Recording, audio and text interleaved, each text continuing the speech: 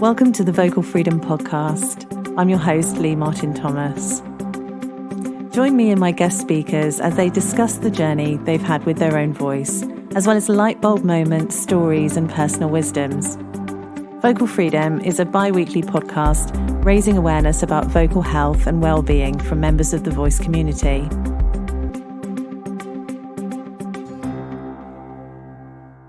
My guest this week is Sarah Stephenson. Sarah has 25 years experience working as a professional vocal coach, teaching young singers, actors and dancers. She trained at the Royal Northern College of Music as a classical accompanist and worked for the first 10 years of her professional career as a classical accompanist, vocal coach and opera repetitor. She later studied the Still voice training model and became an Still master trainer. She's worked as an intern and masterclass pianist for almost 20 years on courses in the UK, Europe, Scandinavia and Africa. Sarah has been a qualified sound healing practitioner since 2012 and is also a tutor for the College of Sound Healing. She runs the Sound Healing Practitioner Training course with the Voice for the College, as well as running sound workshops, sound meditations and offering one-to-one treatments. Sarah is passionate about the voice and believes it is our greatest gift of healing, giving us the ability to unlock our true potential. So welcome to the podcast, Sarah Stephenson. How are you today? I'm very well, thank you, Lee. Really good to see you. Good to see you. It's been too long, and obviously it will be a little while longer. We're in the middle of this pandemic. Hopefully we'll get to see each other again maybe next year or the year after.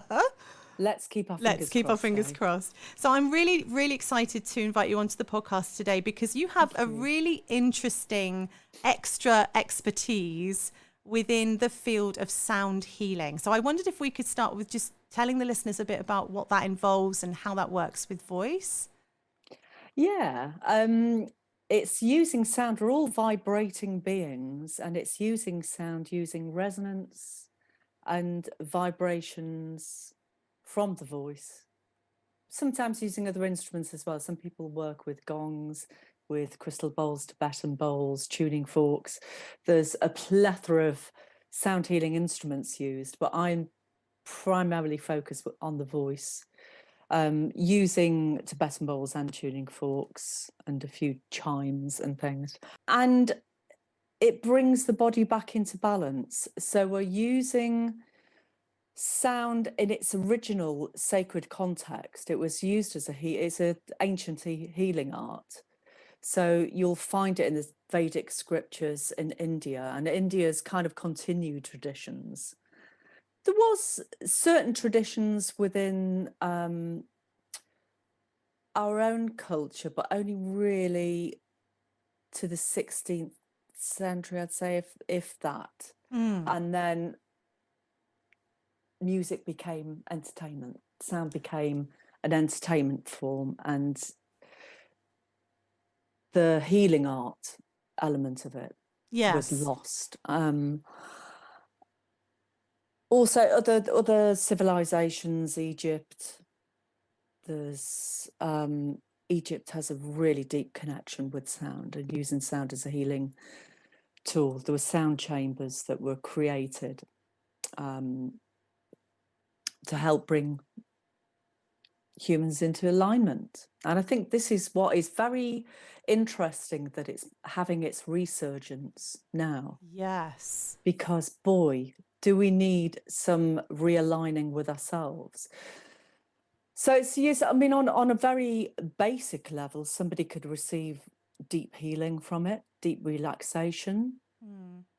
That's wonderful. Dealing with a stress, or it could be working on something physical, something emotional, or working on the higher realms, on the spiritual connection, because all of these things are part of who we are as complex human being.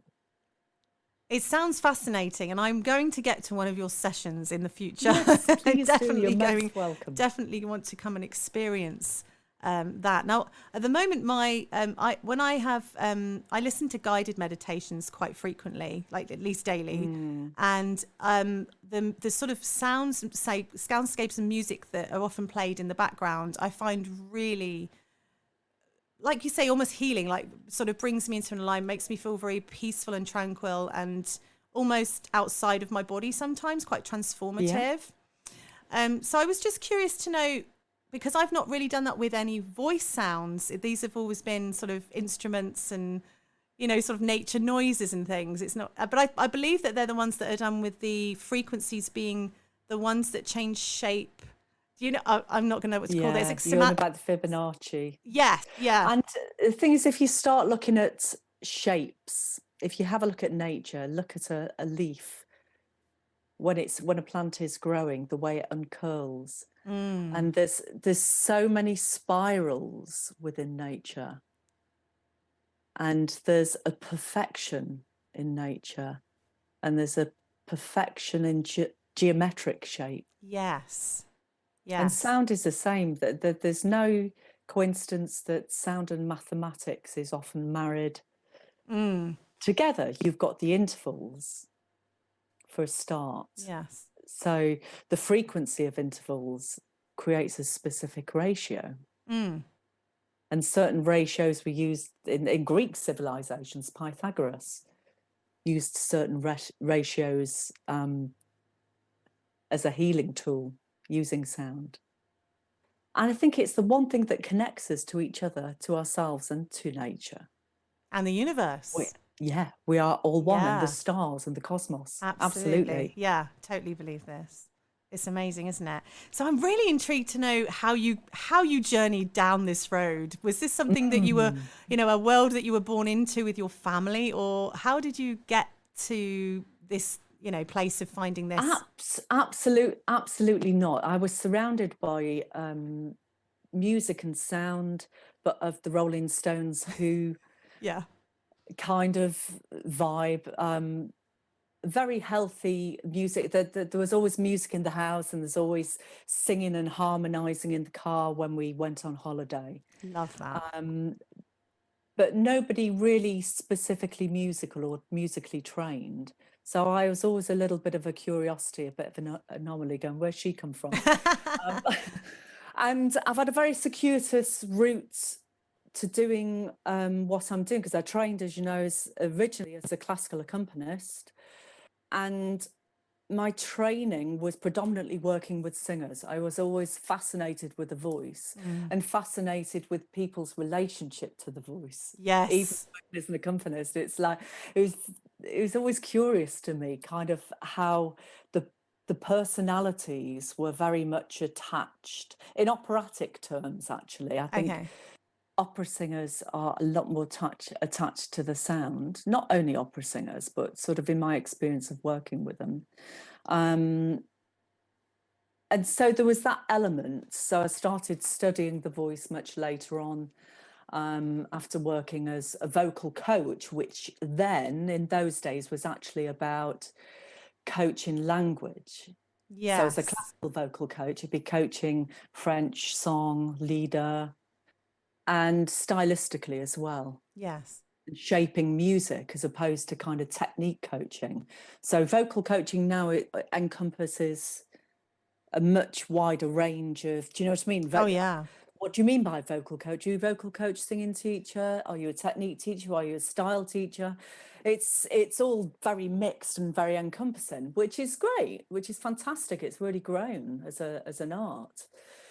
But that was my first foray into it, into kind of exploring the voice and exploring my curiosity with the voice. And then later, when I was working at the Welsh College, I went down to do some opera repetitoring and vocal coaching. I met and started working with Paul Farrington, who was one of the vanguard licenses of the Estel voice training. So that was always on my radar. Yes. At that point. I mean, this is many, many years ago. It was in his training days. He was still going back and forth to the States. Yes. Part of his training. So I used to work alongside coaching. Yeah. Vocal coaching his singing students. Amazing. And then I started I did a course at E&O while I was there, to support my work with opera repetitoring and my knowledge of opera repetitoring. So I did a repetiteurs course at E&O. We used to drive up from Cardiff to London every Monday evening for a couple of months. Oh my. Yeah, so that was a trek, but fascinating. Yeah. And fascinating conversations on the way back. Then I told you it's the circuitous route. And then I started working with the drama department, because it's all voice, and it's all connected, because they were very separate, the music and drama department at that point. So I always kind of like going in the opposite direction to the normal vibe. Yeah. And so I started working as an MD and a vocal coach and working with actors. And I found that a completely different ball game in terms of relationship with the voice. Isn't that interesting? Yeah. Yeah. Moved up, moved down, was working at LIPA in Liverpool, and then moved down to London, working at different colleges, and, you know, working across the board with different vocal styles. So starting with classical, musical theatre, pop, rock, jazz, doing a lot of work with songwriters, which I work with songwriters at Goldsmiths at the moment, and musical theatre singers at Mountview. And it's all fascinating. The voice is like, you never stop learning. It's one of those subjects, you never stop learning. So where did sound healing come into all of this? That's okay. When I moved to London, I was freelancing as a vocal coach at different schools. And I came back seriously to my meditation. Now, I'd meditated in my 20s. I used to go to a Buddhist centre and in Manchester, sort of post-college. And found that really, really calmed me, really, really helped me, gave me mental clarity, kind of got me in touch with myself. So anytime I was kind of off kilter, you know, sort of working as a freelance musician, newly out of college, all those, where am I going, what am I doing? No guidance from my parents, just because it wasn't a world they knew. Of course. And when I moved down to London, I sort of reconnected with and joined a meditation circle. So I thought, yeah, I've come back to it for good this time. And there was a lot of spiritual development as well as just sort of straight meditation, whatever straight meditation is. It's different things for different people. Yeah.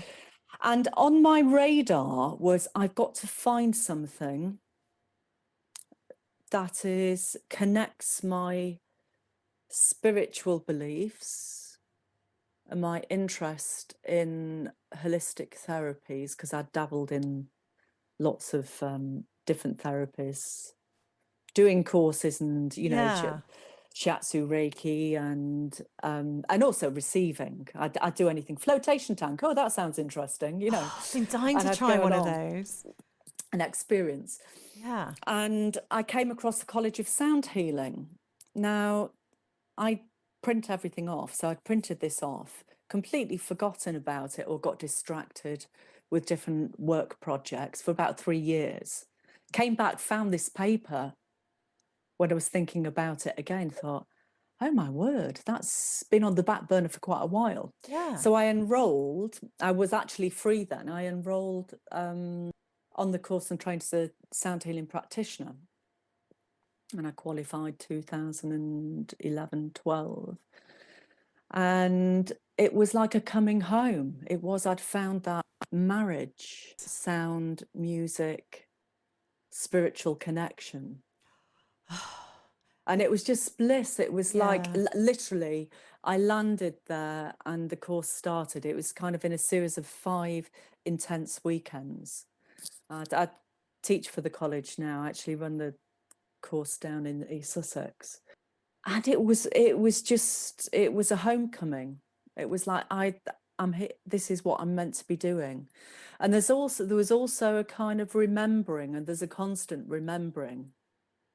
I feel like it's a knowledge that is there, that is coming back to me, because it's very intuitive. That makes so much sense. That really does. I mean, you know, having had quite a big spiritual awakening at the beginning of this year, unexpectedly, and feeling very much so over the last 6 months that my ideas and productivity has been, I'm almost being used as a vessel. I feel like I'm, Yeah, you know what I yeah, mean? The ideas I are hear being you. given to me to do rather than me thinking of them, if that makes sense. Yeah, I can feel Yeah. that strong connection. I'm actually quite envious that you were doing this in your 20s as well, because I'm thinking I wish I'd learned some of these um, methods of just even relaxation sooner.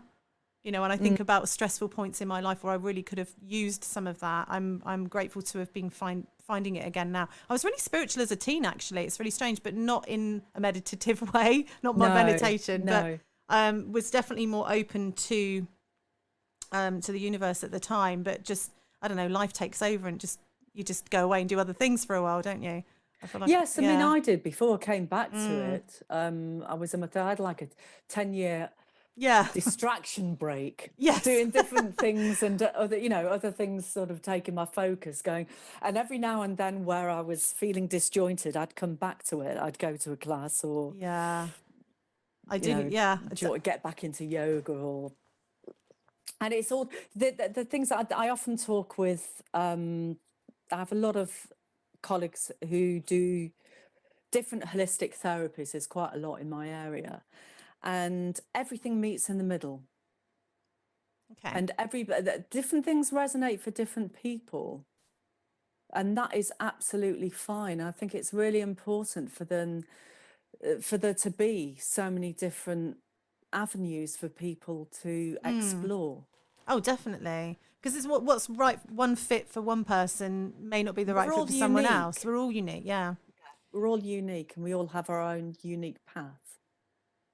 The You know. purpose of the Vocal Freedom podcast is sort of sharing wisdoms and light bulb moments and stories that can almost comfort a listener in the terms of if someone's having an issue because their voice isn't what they want it to be and they think, oh, it's supposed to be easy, it's, you know, that kind of thing. Yeah. There's lots of different voices to listen to about how the fact that we're all on a journey, that nobody's a sort of finished product, really, I think, when it comes to Mm. voice. But I think we can all strive to be at a place of vocal freedom, whether that's that you can sort of speak your truth and feel your voice is allowed to be heard. Yeah, There's that I think side. that's really, really important, and really important as a woman Yeah, as absolutely. well. Incredibly important. Gosh, yeah, there's lots in lots of different ways. I mean, like I used to use music. I used to sing and play at the keyboard in my teens, in my late teens. I lost a very dear friend, a close friend, when I was about 16, Oh gosh. and it was devastating. Mm. And looking back, I used music as a healing tool. It was almost like a point of awakening for me, actually, of what's this all about? I was curious anyhow, but it made me even more curious of Yes. going, what's this life thing about, you know? Mm. Um, and I was very fortunate to have a connection with music and musical skills to be able to pour out emotion, to play and to sing. And so in a way, I was using sound to heal myself going through particular emotional time. And I've always been aware, working with students, of when they are going through stuff, Yeah. of being in a different place with a voice, not really wanting to use the voice and express themselves. And it's just kind of unraveling what that is and giving them permission. I remember one student, it was I would say about 15 years ago, and a chap, he found it really difficult to sing, and not just toning and finding the pitch. You could see he was struggling. It was an actor, so he Mm. was fine with the spoken voice. It's this thing about the singing voice, the toned voice. It's a different ball Yes. game for actors. So it's, well, not just for actors, for singers as well, actually, sometimes really going into the depths and that true connection Yes. with your voice. And I always started the beginning of the course, this place, and just asking, what is your relationship with your singing voice? Not your voice, your singing voice. But I don't want to know now. I just want you to sit with that and we'll discuss it as we go along. And it was really interesting, and things would unravel for different people. Yeah. And his story unraveled kind of 5-6 weeks in, where he was, I'd say, forced is too forceful a word. He was asked to sing at his grandmother's funeral, and he was really incredibly close with her, and that had got something fixed within his throat chakra. Now, here we go, throat chakras. Yeah. This is kind of linking to the sound healing world and using it in its healing context, using your subtle energy centers. We can get blocked, we can get stuck, and certainly the throat chakra is a really, really important one. When you're grieving, and it sounds as if this actor, his grief and his grandmother's funeral and his voice had all at one point sort of Just squeezed together. locked up. Yeah, locked up together. Absolutely. But did you get him out the other side? Yes. Yes, of course you did. I bet. Oh, that must, and that the joy of that. I think that's the I'm not in the healing industry in that way, but certainly the satisfaction you get as a voice teacher when you help someone release something that was gripping they didn't need, and then the voice becomes free. It's such a satisfying part of our work. Well, I think also, Lee, I think I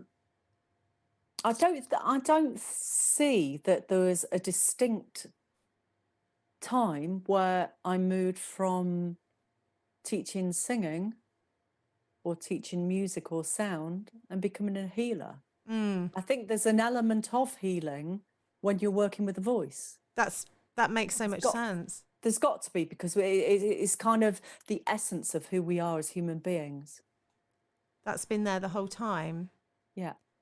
I think your awareness of that is really refreshing, because I wouldn't see my work in that way, but I suppose I kind of can if you just turn the angle a little bit and go, well, actually, you're helping people, you're freeing the voice. It's unlock something, and the fact that you're sort of really investigating different angles of what is free voice about. Yes. Voice freedom. How is your relationship with your voice?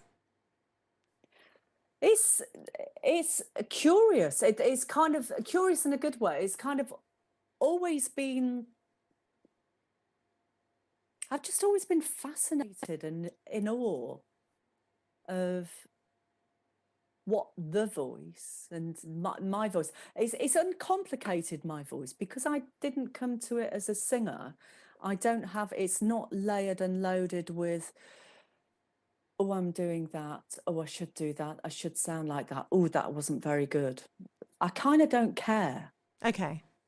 I come from a different place, which is probably good, actually, of occasion. It's like I think it's such an important tool. Yeah. I see it as a tool, a healing tool. Absolutely true. That we have. And I think to work with freedom with it gets right to the heart of who we are. That's so brilliant. And it is, I think, also when you are a very enlightened human like you are, sprinkling some sort of some of that on the world, as you do when you walk in the room.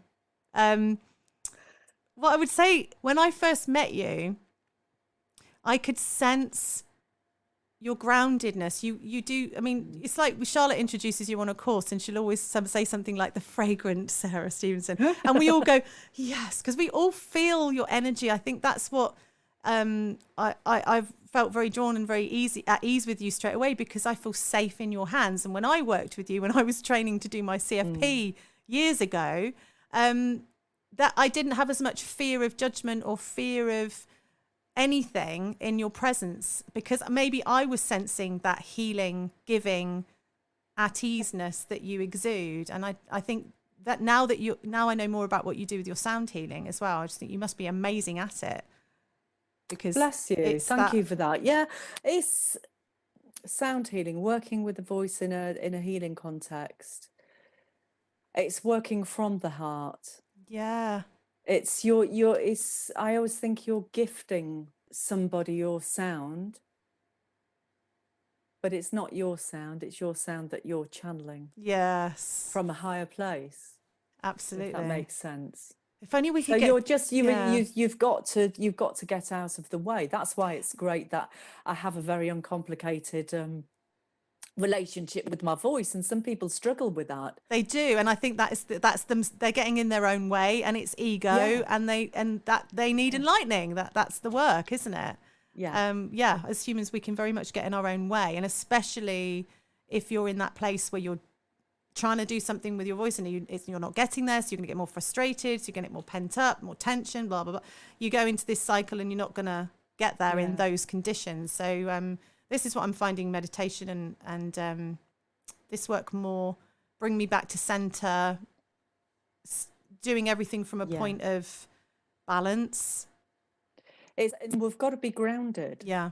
We've got to be grounded to this, you know, being spiritual isn't being up in the clouds and, you know, floating above at all. I think it's really, really important. If you're working with source, with higher connection, whatever you want to, however you want to term with it, you've got to be grounded. Yeah. You've really seriously got to be grounded to kind of embody that. Yeah. That's so cool. You know? That's so cool. So what voices inspire you? What singing voices do you love? Who could you never... a bit of a desert island disc question here. You know, if you had one voice you could take on a desert island. Okay, one voice. I'm there. Gregory Porter. Oh, I love Gregory Porter. His voice makes me melt. Yes. He's in a league on his own. I saw him at the Albert Hall a couple of years ago with full orchestra doing the Nat King Cole, and he had his jazz trio doing some of his own work. And it's truth. For me, I think voices, it's a truthful voice. It's something that speaks to you, that is coming from a place of truth. Absolutely. And I've heard him interviewed, and it's just, you know, like a lot of his songs. There's one about he didn't know who his dad. I wish I knew who my daddy was. Oh, I don't know that one. And it's just like a little nursery rhyme. It's so simple, and it's just takes your breath away. But no, I just love it. There's something about the quality of his voice. I don't know whether it's that deeper resonance. I'm not particularly drawn to kind of male voices, bassier voices. Do you know what I mean? Yeah. It's not from that perspective. It's the truth, I think. I think you're right. And I do think that comes across in his performance, that he's at ease within his own skin. And so you do get that sort of authenticity that you believe, you know, whereas I suppose other performers, you do sometimes feel that they're putting on a show, or they're in their avatar, they're in their, you know, their sort of persona rather than the real person on stage. I think you can see that. I mean, obviously when you see actors, it's different. They're playing other characters, but when you see someone in concert, that intimacy and that honesty. And it was, for the size of the Albert Hall, it felt as though you were the only person in a living room with him. There was a real intimate performance. Yeah. I love that. Yeah. For me, there's nobody that kind of supersedes that. You know, I like other music and artists. I've got quite an eclectic taste, but he's always the person that springs to mind. Absolutely. I really do love him as well, actually. And I've only been listening to his music, I'd say the last maybe 3 or 4 years. But it's quite often my shower album. The one that starts with "There's no love dying here." I just play that whole album. I love that one. It's brilliant. And I feel that from him too. You do. I think there's something in a deeper resonance, but there's something else in that sound.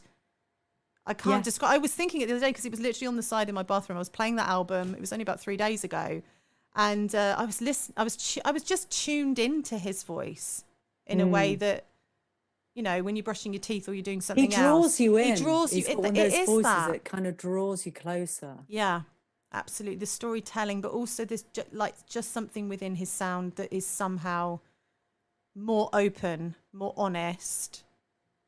Maybe also it's that, you know, there's that pathos, that pain within the truth Yeah. It's of not. experience. If we expressed ourselves in our entirety of our story, would we sound different? Great question. Mm. Absolutely. You know, we're So, multi-dimensional beings we've got all these layers of experiences and emotions and with so many things. and with such flexible voices Yeah. at the same time. So, I mean, I'm very relaxed talking to you because we know each other. We've known each other for many years. And I get really excited if I'm interviewing someone I haven't met very often. I notice when I listen to it back, I'm almost talking like this the whole time. I'm like, for God's sake, we just calm down, Lee. So obviously the voice moves with excitement and different emotions, primal Yeah. sound. But just being able to just go back to your own center and use your voice freely is what I'm all about. So how would you describe what's vocal freedom to you? Vocal freedom is truth of connection coming from the heart, connecting and aligning the heart and the voice. Absolutely. I In a completely agree. nutshell. In a nutshell. In a nutshell. It's just There's that. my little nugget. I love that. And what do you think our listeners could learn from you about voice care? I mean, and in terms of not necessarily vocal hygiene, I hate that expression, but not that so much. I get where you're coming from. Yeah. Listen to your voice, express your voice. We really don't live in an open culture in terms of expressing ourselves. We're quite held back. So our, you know, relationship to our voices, even if you are really open, you enjoy singing, you know, you've honed that form of expression, emotionally we have a tendency to kind of hold back. So express how you're feeling. Start the day by, right, how am I feeling? Just going to key into it and just start doing some sounding. You may feel a bit silly to begin with, but just express how you're feeling and then come back, do a bit of humming, simple toning, little vowel practices. See how that kind of feels in the nervous system, in the body, how that calms everything down. Or listening to the heart. How's the heart feeling? Ooh. That's a tougher one, expressing how the heart is feeling, and then coming back and toning either with the which is often used in connection with the heart, or the R vowel, which is used in connection with the heart. That's amazing. Where would you send someone who wanted to maybe go and explore sound healing with voice? Where would they find more information on that? There's a lot of information out on the internet. On the College of Sound Healing have a list of about 100 local groups. Now it's really expanding, and there's obviously all the courses that are running if you wanted to take it further. But if you just, I think, start with just having a taste of a sound bath or a sound meditation. There's been quite a lot online with the lockdown as well. Yeah. I'm a bit of a technophobe, but I am actually looking next month to put some sound meditations online, probably with Facebook Live. So that will go through my Facebook page. Have you had any moments that that really resonated with you that you can share with our listeners as a story of something that's helpful about the voice work you do? I think there was an when I first started exploring the Estel work, there was a light bulb moment of when I was a teenager, sat at the piano. So this is going back several years previous, and me playing and singing a Carole King song, actually. It was Carole King I was singing and playing. And when I tried to read it, because I'm a very good reader, I could never quite get the exchange, quite get the sound that she was making. When I tried to copy her, I could. Ah. So when I started sort of dipping my toes in the Estel work, when we came to the AES and the twang quality, I thought,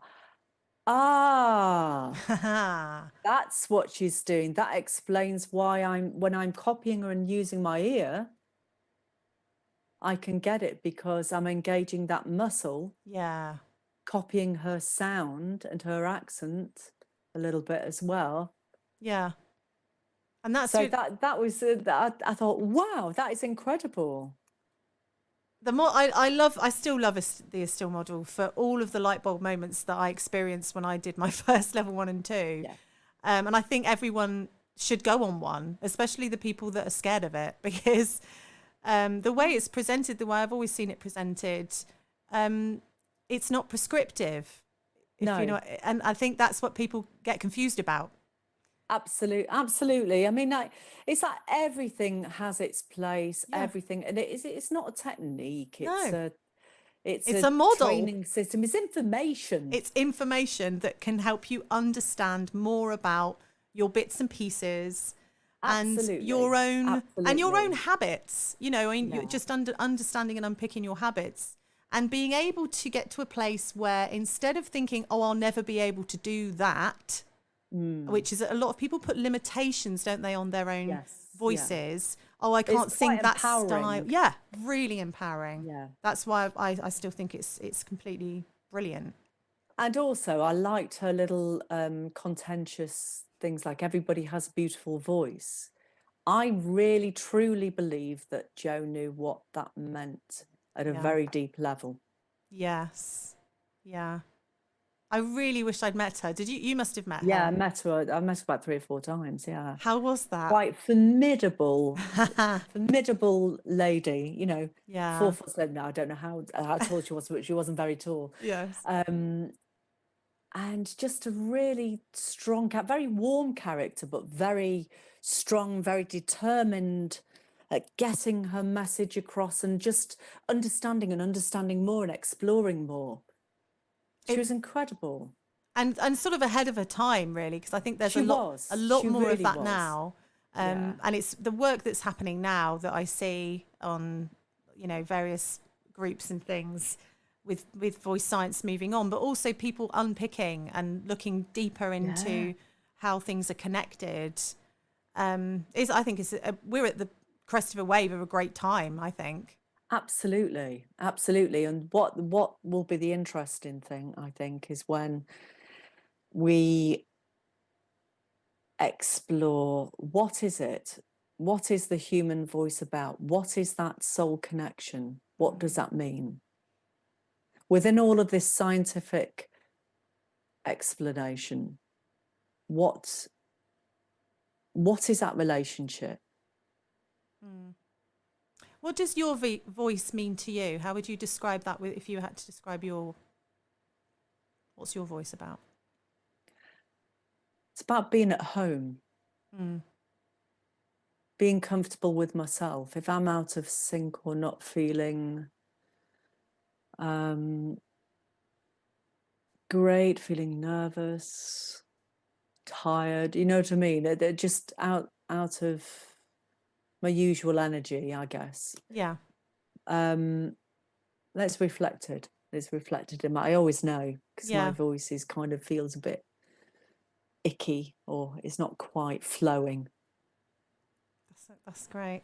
I mean, you obviously at a place where you really know yourself and your voice and whether you're feeling connected or not.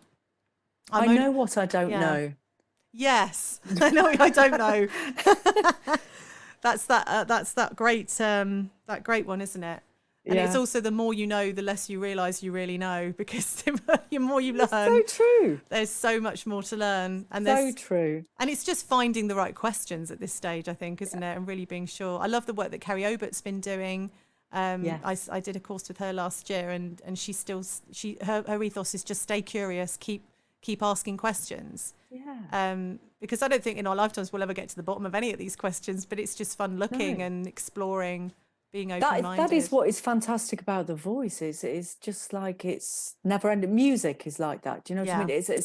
It's such an incredible subject, but the voice in particular, wow, what an incredible instrument, what an incredible machine, what an incredible form of expression. You know, this is it's the most human part of who we are, if we connect it in the right way. Yeah. And definitely. It reflects actually who we are and how we feel. I hope that everyone listening is taking this in and will go into their day with that, allowing themselves to use their voice. Because there's also that, isn't there? When you're saying about blockages and life comes up, and sometimes people just hold back saying what they want to say. I really want people to just be able to say, and I know that there are circumstances in life where we may not be able to, but I think that's the bit that I feel like that's your birthright. Use your voice. Absolutely speak is. Your truth. Absolutely is. And always just come from that place of wellness. You would hope that is so important in the times we're living in present day. For sure. Look after yourself, look after your health, look after your voice. Yeah. That's part of the equation. I was listening to my friend Alyssa's podcast only last night, and I just want to wrap up with something that she shared, because you've just made me think of it. It's almost like a parallel. And it was that because she pre-COVID used to do quite a lot of flying around to different places for different jobs.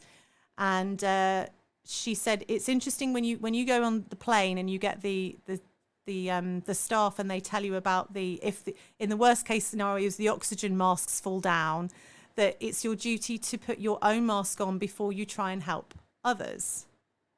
Mm-hmm. And that thing of you have to be okay before you're in a position to help someone else. That's something else that I've been getting really sort of thinking about more recently, because sometimes I haven't always taken care of myself first. You know, when you're a wife and a mum and a teacher and all the things you've got to do, sometimes actually you don't always heed your own advice because you're busy. Give very good advice, but don't actually take it yourself. Sometimes, I'm sure lots of voice teachers will say this. But, you know, some of the advice we give our students about resting and making sure this, that, and the other, and we don't always do exactly what we should ourselves because we're human beings. But I'm very much now trying to come from a place of I'm all right first, and then I can give more.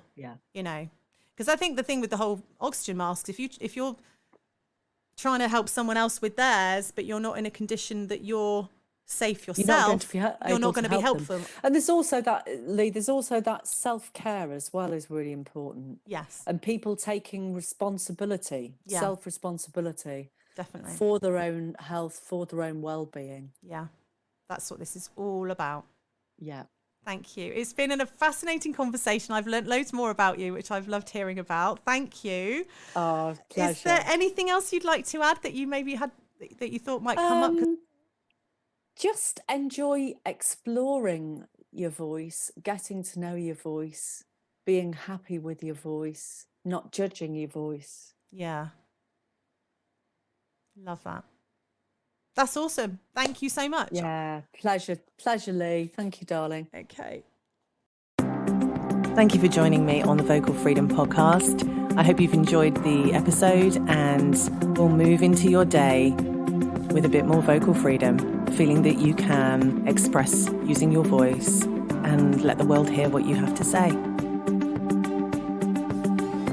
Visit colchestervoiceacademy.com/podcast. Sign up to be kept informed as new episodes are published and consider joining our online community. Membership to this will allow you to post questions to our guests, link you to show notes, social media links, and entitle you to exclusive offers from our guests. See you next time.